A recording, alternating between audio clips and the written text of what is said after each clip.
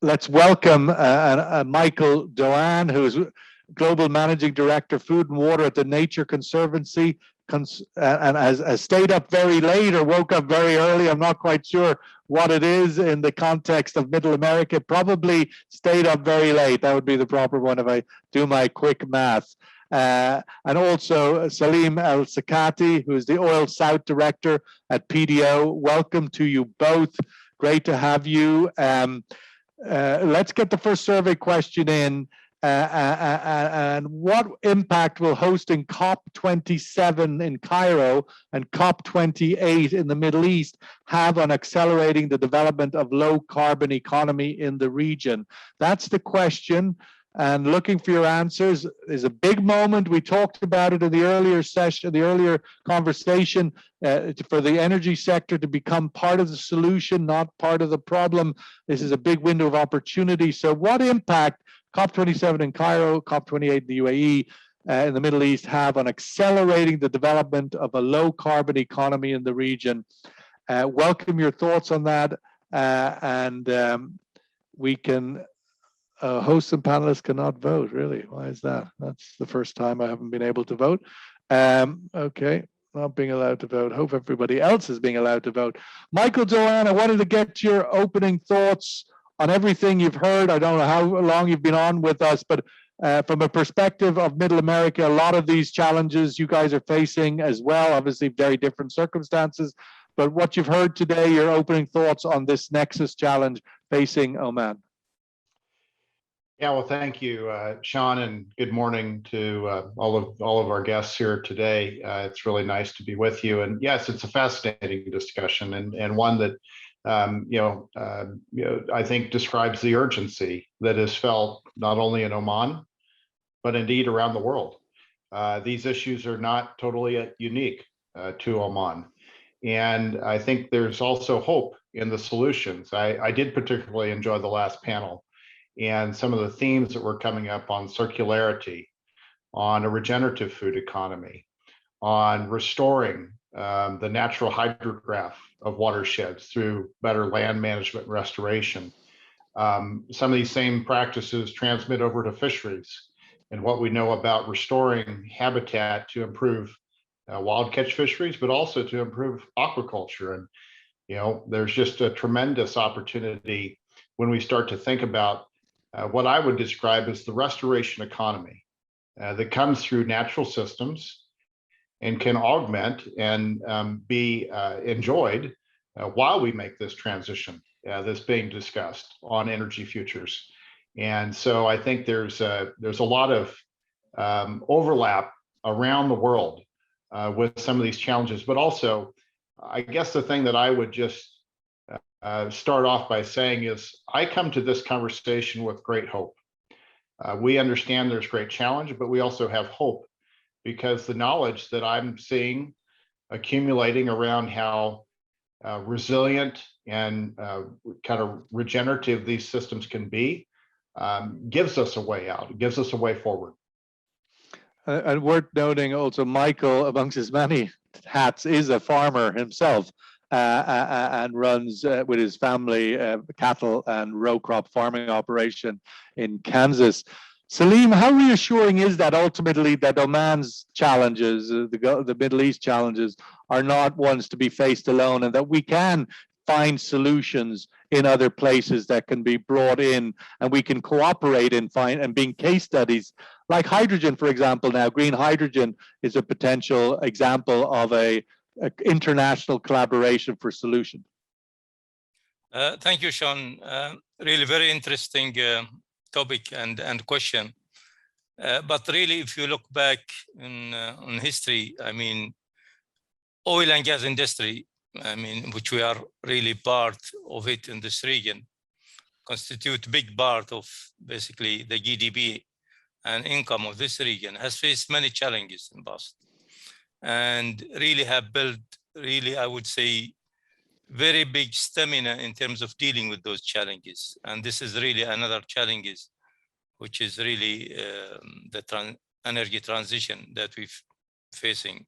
So the way I see it is really— Sorry, Salim, on that challenge, it says another challenge, or is this the challenge? I mean, is this an existential challenge, not just another, oh, the oil price fell 30%? No, it's a completely different challenge. But what I'm saying is we have the ingredients, we have the know-how on to deal with that. So it's really, the way I see it, is a great opportunity, actually, as Steve, I think, mentioned in his speech, is really for the region to shine as well on this and show what they can offer. So I see it as an opportunity really to really drive the agenda, indeed to be part of the solution rather than part of the problem, and really to demonstrate that as well, which is very important moving forward. So great opportunity. Let's get the survey result and see how optimistic the momentum of the COPs coming to the region are to accelerate the development of the low carbon economy. Moderate to significant, we'll take that, 60 plus 29. So that's relatively optimistic. It would be nice if people were feeling it was more than moderate. But Michael, your thoughts? I mean, COPs are engines of this great change. They're trying to obviously propel us all forward in our own individual and collective way. But from your perspective, can these be triggers? I mean, the green economy is emerging on its own. Well, there's certainly agenda building events. We know that. And I guess from my perspective and our perspective at the Nature Conservancy, you know, when really there was momentum that was built in Paris for, you know, commitments and nationally determined commitments, you know, some that are more successful than others at this point, but nevertheless, commitments to move through pathways to change, to secure a certain future by mid-century. What we found at that time was most of those commitments basically completely neglected the role of nature as part of the solution pathways. That inspired us to do some science that has now been published and I think now referenced widely that suggests that up to 30% of the near-term emission reductions needed by 2030 to be on that 2050 glide path to 1.5 degree to a 1.5 degree future can come most cost effectively through nature-based solutions, solutions that improve the management of and provisioning of forests in agriculture, in coastal wetlands. They're highly cost effective, but the issue is there's not near enough attention to these solutions, and there's certainly not enough investment. And I think this gets us back to this transition question. How do we finance the transition? And, you know, photosynthesis is a wonderful thing. It's a technology we already have in hand. We know how it works. The issue is we're just not investing in it to the degree that it can be a more valid solution pathway and give us a cleaner glide path. So that's certainly our ambition, is to raise the role of nature. We think it can be 30% of the solution, but it's only about 1 to 2% of the conversation. We aim to change that in Cairo, and we think there's a good chance it will be higher on the agenda. Well, certainly in Oman, the nature is a lot of 1,500 mile coastline, wind and wave power must be there. Salim, your thoughts on the COP question, and maybe we'll get the answer. Have we got an answer on that? Minimal, we did have moderate and significant. But your thoughts, Salim, on the response and the opportunity of the green economy in Oman?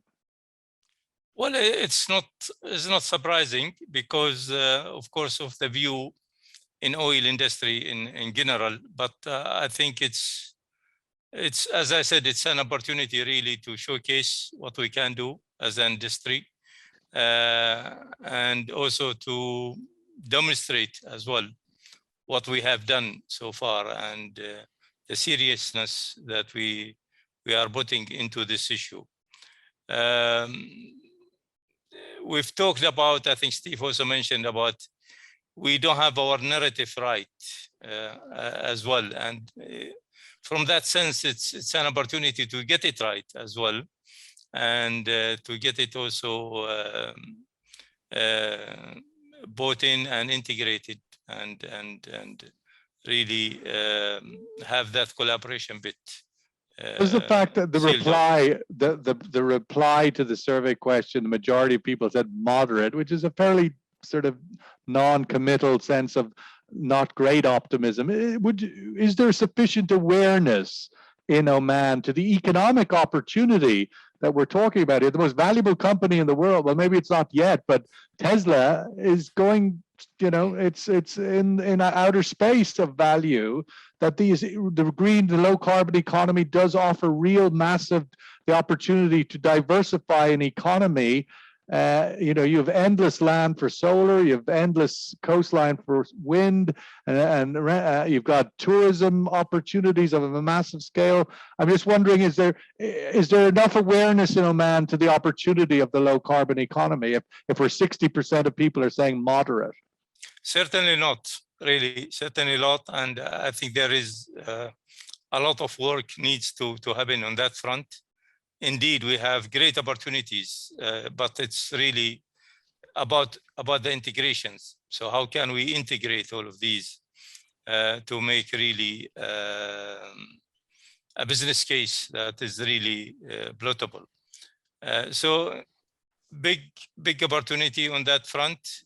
Even in the simple things like energy conservations, I think we still have a long way to go on that front. So, but how do you really integrate all of this and educate indeed and improve awareness? So, because for this really to move forward, you need to have the society with you as well. So we shouldn't really neglect that part as well. Well, the messaging there. Let's go to question number 2 of the survey of this panel. Stakeholders are talking the talk when it comes to managing water, food, energy nexus, but they have yet to fully walk the walk. And maybe that applies to every one of us. Where the stakeholders are talking the talk, but they're not walking the walk sufficiently. Agree or disagree? Panelists still not allowed to vote. Irene, I want to vote. We have to leave it to everybody else to vote. Michael, if I might put you on the spot a little bit on this moment, as Kansas fellas are fairly robust. Cattle farming is deemed to be fairly incompatible to the Nexus transition. Massive consumers of water, there's issues of methane, etc. How do you circle that square, so to speak, square that circle as a major activist in this space and also a cattle farmer? You know, cattle farmers may feel like oil and gas producers these days. Very, very misunderstood. Lots of opinions, lots of ideas of what we should be doing. You know, if I had a nickel for every time, you know, somebody came to me and suggested that the Nature Conservancy should just encourage people to not eat meat, you know, I'd be doing well. Unfortunately, it's more complicated than that. And I think it's more complicated about energy futures as well. The nuance matters. If we think about the macro picture of how food and energy arrives to people, well, let's just take the food equation right now. The driver on the food economy is protein. FAO says that we're going to see about a 75% increase in the demand for protein between now and 2050. So that's on an already, you know, incredibly large supply. So it gets into all kinds of protein sources. But animal production, whether it's ruminants or other animal systems, are important sources of nutrition for people. It's also part of cultural diets and so forth. Ruminant livestock really take advantage of one of the most important resources we have, and that's grasslands.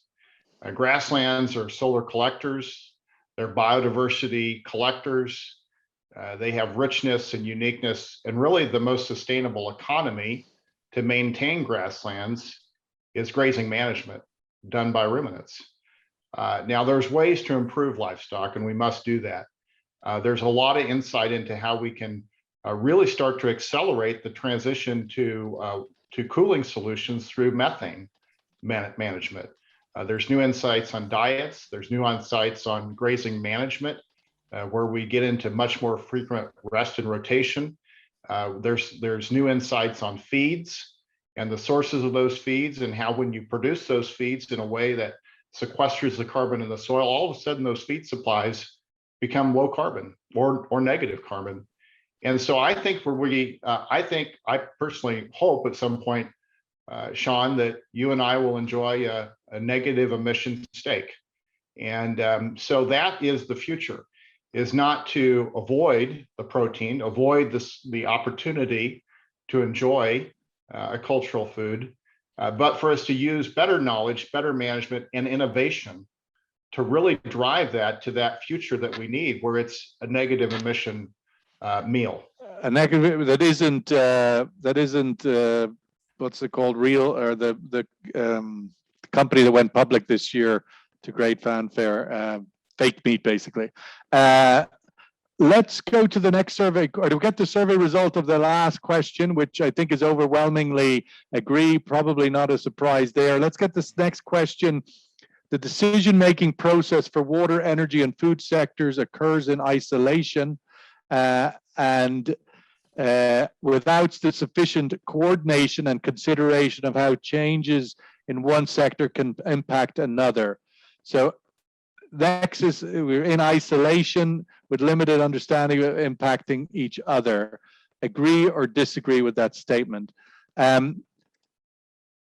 Salim, the challenge of that alignment, the idea that we had in our last conversation, where everybody's in their own silo, so to speak, not to use a pun, but ultimately, what is the challenge there, do you think, in Oman, where these things are operating in isolation, and then the need, and how do we bring them closer together? I suggested earlier, policy needs to be more aligned. Yeah, I cannot agree more, really, in terms of the need for ensuring full integrations. I think the word integration is a key across all sectors, and I think the call for that is from all over. How can we integrate? Because by doing so, you get to understand each other better. You got to understand the challenges the energy sector is facing, the challenges the other sectors are facing, and really, how can you make the best out of those challenges? How can you convert those challenges into opportunities? How can you then drive those opportunities collectively together? So I see it as a great opportunities in really integrating more and collaborating more, is really sitting under one roof and talking about the issues together, and being very open and clear on those, because then solutions can be found and way forward can be found together. But really having silo mentalities and each sector really doing his own, that wouldn't get us far, honestly speaking. Michael, are there examples that you are familiar with where that nexus is coming into a very successful coordination that we could learn from? Yeah, I'd love to say that there's many, but I think that there are a few, and we just recently published a new report looking at what we're calling foodscapes, and it's really to evaluate the food economy globally, but in a way that really starts to understand the unique variability that exists, the heterogeneity of the food system, so to speak. And what we find are archetypes that have very different management practices, infrastructure, political realities, market realities, and getting into those really matters. Understanding those really matter. I think there's some great examples where there's a completely different transition pathway that could really remake a food system in the context of a landscape or a watershed, based on circularity. Again, the opportunity to recover a lot of the waste streams involved in the food system that aren't today being successfully used. One of the things that I'm most inspired by is some of the interconnectedness with marine or freshwater ecosystems and terrestrial-based systems. A great example, back to your question on cattle, is we're now starting to experiment with different types of seaweed that have the ability, when they're brought into rations for cattle production, can completely inhibit enteric fermentation emissions. And so there's some nice connections that are starting to be exposed that way, basically through nature.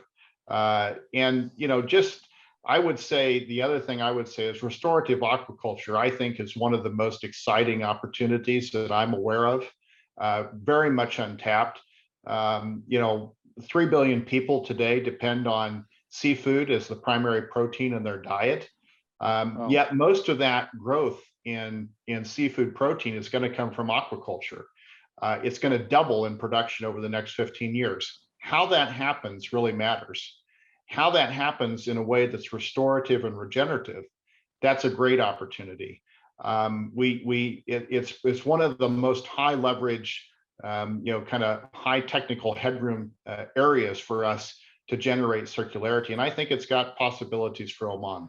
Well, I'll take that as Michael's recommendation, and while Salim thinks what he's top wish list is, let's get the last two survey questions in. The result of the last question, overwhelming agree, there's too much isolation. Let's get the next two questions and give people a few seconds to answer them. The fourth question, the biggest step to tackling water, food, energy nexus challenges in Oman must be the detailed roadmap with tangible action plans. Large committed financing, always need money.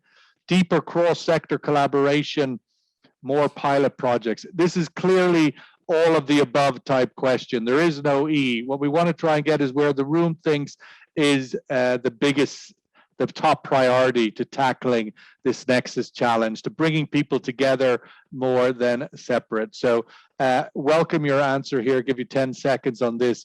A detailed roadmap, large committed financing needed, deeper cross-sector collaboration, more pilot projects.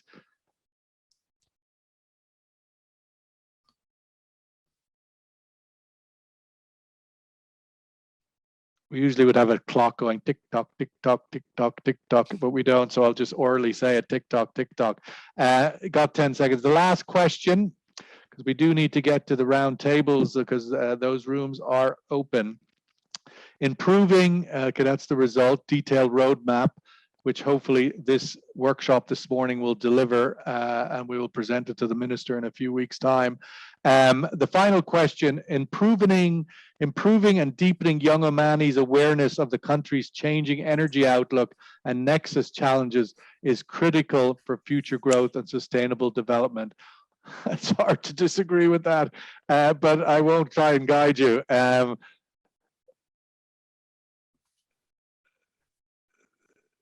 So getting the young on board to the real awareness in Oman of food security, water security, and scarcity seems to be a very, very important step.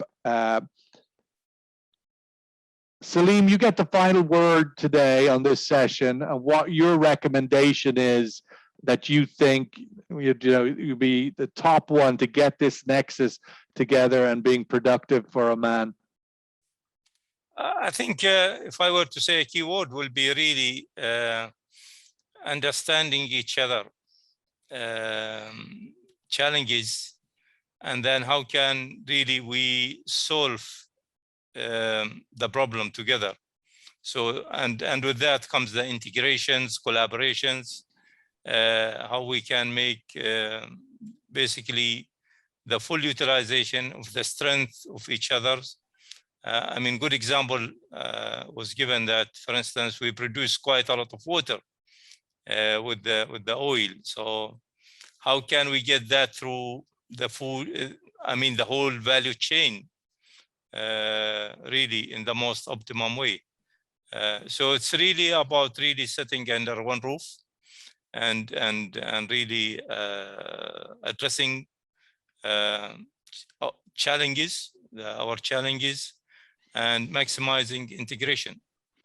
That's my Well, thank you for that, Salim. A result is probably the right place to end with the young people, given that more than 50% of the population of Oman is under the age of 25, and most of them are under the age of 12, and all of them will be carrying this challenge through their whole lifetime, and we need to provide them with as many solutions as the rest of what we can do in our generation.